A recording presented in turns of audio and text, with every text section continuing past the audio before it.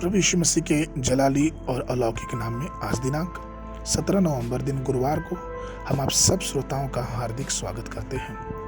आज के दिन के लिए निर्गमन की पुस्तक उसका 2 अध्याय 3 पद। और जब वह उसे और छिपा ना सकी तब उसके लिए सरकंडे की एक टोकरी लेकर उस पर चिकनी मिट्टी और राल लगाकर उसमें बालक को रखकर नील नदी के तीर पर कांसों के बीच में छोड़ आई।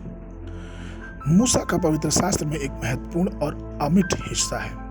परमेश्वर की आत्मा से भरपूर होकर उसने बाइबल की पहली 5 पुस्तकें लिखी। वह 120 वर्ष की आयु तक जीवित रहा। उनका 120 वर्ष का पूरा जीवन 40-40 वर्षों के 3 भागों में बांटा जाता है। पहले 40 वर्ष वो फिरौन की बेटी का पुत्र कहलाया और महल में रहा। फिरौन की बेटी ने उसे नील नदी से निकाला और उसे अपना पुत्र बना लिया। प्रेरितों के काम उसके 7 के 22वां वचन कहता है कि और मूसा मिस्र की सारी बुद्धि पढ़ाई गई और वो सब बातों और कर्मों में सामर्थ्य था। जब मूसा 40 वर्ष का था तो उसने एक लोगों के बोझ और कठिनाई को देखा। उसने एक मिस्री को अपने इब्रानी भाई को पीटते हुए देखा और उस मिस्री को मार के उसे बालू में छिपा दिया। जब फिरौन ने इस मामले के बारे में सुना तो उसने मूसा को मारने की कोशिश की, परंतु मूसा फिरौन के सामने से भागा और मिद्यान देश में रहने लगा।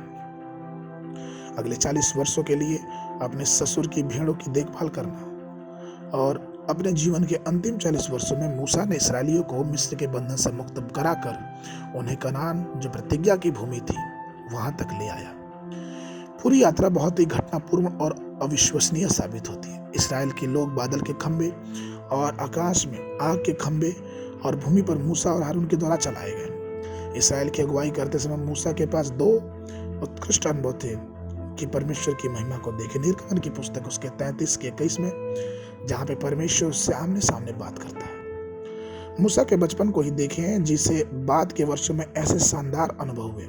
उसकी माँ ने उसे सरकंडों के एक संदूक बनाकर उसे मूसा को बचाने की कोशिश की और उस संदूक में रखा जिसे उसने नदी के किनारे पर रखा। और उस माता के उद्धार के कार्य कारण सब इसराइली अपनी गुलामी से मुक्त हो गए।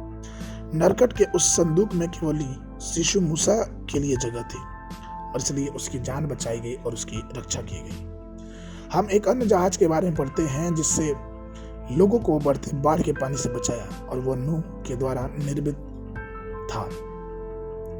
उसने वह संदूक अपने सारे कुल के लिए बनाए और पशुओं और पंछियों के लिए बनवाए और उस जहाज के कारण नूह के परिवार के 8 सदस्य बताए गए।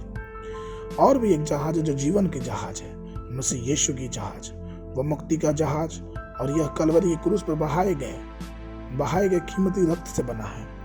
हमारे प्रभु यीशु के घाव उस जहाज की सीढ़ियां हैं। और इसलिए आइए हम ये सुनिश्चित करें कि क्या हम उस नाव पे आज है कि नहीं।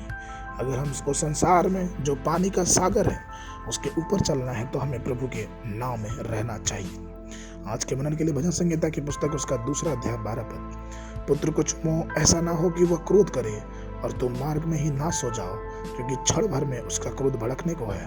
धन्य है वे जिनका भरोसा उस पर है। बाइबल अध्ययन के लिए सुबह के समय यहेजकेल की पुस्तक 5, 6 और 7 अध्याय, संध्या के समय इब्रानियों की पुस्तक उसका 12 अध्याय। परमेश्वर आप सबको आशीष दे, सबको